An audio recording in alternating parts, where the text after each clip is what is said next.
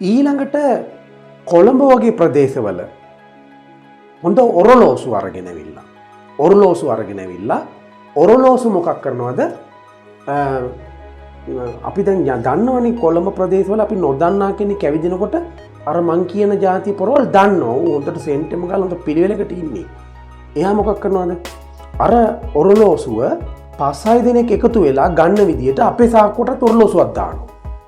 අම්මට දැන් ඔරලෝසුවක් තියෙනවා. අපි දැන් දන්නේ නැහැ මේ මොකද්ද කියලා. ඒකම අනිත් අය කියනවා මේ ඔරලෝසුව වගේ පන්නපුවා ආබරකින් මේක කෝට් ලක්ෂ ගණක් වටිනවා. සාමාන්‍ය රුපියල් 30000 කට වටින ඔරලෝසු ෂණිකව මේක සල්ලි දීලා ගමු. ඔබට කීයද ඕනේ කියලා අහනවා. අර මෝඩ පන්නේ මිනිහා කියනවා රුපියල් 15000ක් තිබුණාම ඇති කියලා.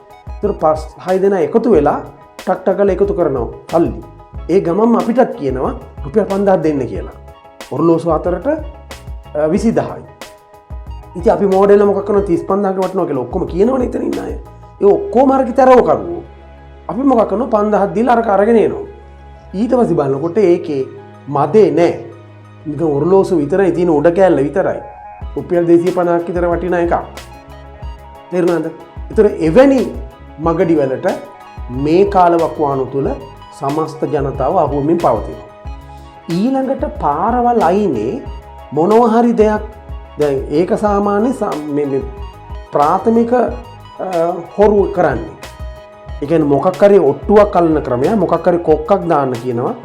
ඒක හරියට දැම්මාම රුපියල් 1000ක් දිනනවා. අපි එතනට ගිහලා ඔළුව දාලා බලනකොට හැම එකම දිනනවා වටපිටේ පොරවල් ඔක්කොම දිනනවා පටපට ගාලා. ඒ දිනන ඔක්කොම එයාගේ තරව කරුවෝ.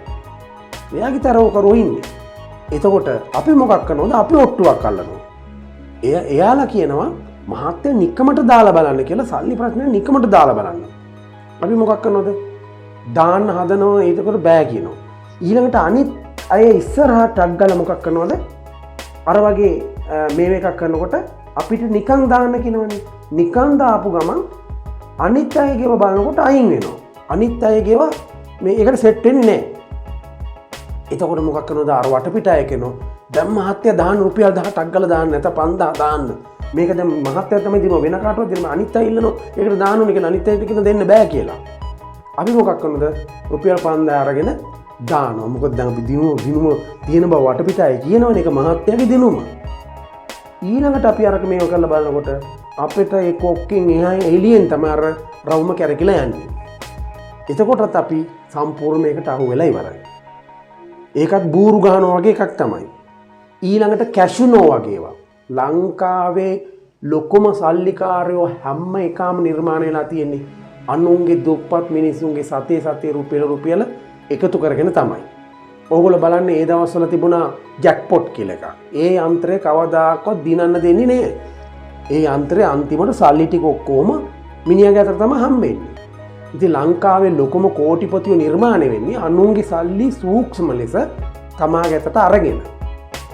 එහෙනම් මම ඔයගලන්ට මෙච්චර මේ කියපු දේවල් වලින් බලාපොරොත්තු වෙච්ච දේ තමයි ඔයාලට ලොතරැයි දිනුමක් ඇදිලා තියෙනවා. ඒක ගන්න රුපියල් ලක්ෂයක් ඕනේ. ඒක බොරුවක්. ඕගලන්ට පිටරට ඉඳන් තෑග්ගක් ලැබිලා තියෙනවා. ඒක ගන්න ලක්ෂයක් හෝ 50000ක් ඕනේ. ඒක බොරුවක්. මොනියම් හෝ ඕගලන්ට මේ මෙගා වාසනා මොකක් හරි ක්‍රමයකට ලොතරැයක ඇදිලා තියෙනවා. ඒක ගන්න මෙච්චර මුදලක් දෙන්න ඕනේ. ඒක බොරුවක්. හොරෙක් ඇවිල්ලා ඉන්නේ මේ ඔයගොල්ලන්ගේ සල්ලි ටික ගන්න.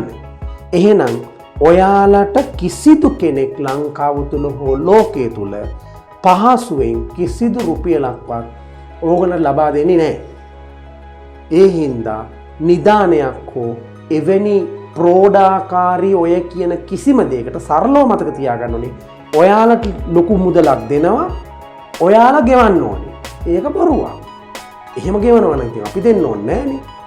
එහෙමනම් අපට ලැබෙන දේ නිර්වුල්ව ලැබුණයින් පස්සේ ලක්ෂ 10ක් අතට දෙනවා. ඊට පස්සේ ඒකෙන් ලක්ෂයක් කිල්ලුවොත් ඉතින් ඒක ප්‍රශ්නයක් නෑනේ. ඉතින් එහෙම ලක්ෂ 10ක් දීලා ඌ ඒකෙන් ලක්ෂයක් ඉල්ලයිද? අපිට කිසි කෙනෙක් 7-5ක්වත් නිකන් දෙන්නේ නෑ. එහෙනම් ඕගොල්ලෝ කෙටි කාලීන සූක්ෂම ක්‍රම හරහා මුදල් උපයන්න ගියොත් ඕගොල්ලෝ අනිවාර්යයෙන්ම රැවටිච්ච මෝඩෙක් බවට පත් වෙනවා. ඒගොල්ලෝ ඒකෙන් කන ගමන් උන් hina වෙනවා. ඕගොල්ලෝ ගැන කල්පනා කර කර hina වෙනවා. ඕගොල්ලන්ට ඒක ඔප්පු කරන්න කිසිදු ක්‍රමයක් නෑ. නීතියට අහු නොවන ආකාරයෙන් තමයි එවැනි හොර වැඩ කරන්නේ. එහෙනම් ඕගොල්ලෝ මොනියම් හෝ ගනුදෙනුවක් කරනවා නම් කාත් එක්ක හරි හිතවත් හරි මිත්‍රශීලී හරි කවුරු හරි කමක් නෑ. ඔයාලා මොනියම් හෝ ගනුදෙනුවක් කරනවා නම් ඒක නීතිඥවරයෙක් ඉස්සරහා කරන ලියවිල්ලකින් තමයි ගනුදෙනුව කරන්න ඕනේ. එතකොට අපිට උසාවියට ඉදිරිපත් කරන්න හරි පොඩි ලියවිල්ලක් අපි ළඟ තියෙනවා.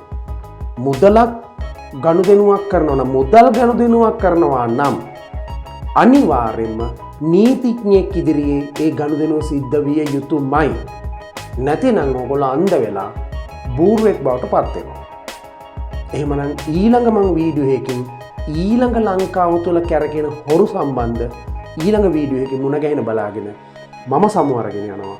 මගේ මේ පණිවිඩය වැදගත් කියලා ඕගොල්ලන්ට මං හිතන ඕගොල්ලන්ට වැදගත් කියලා ඔයාලා මගේ channel එක subscribe කරන්න.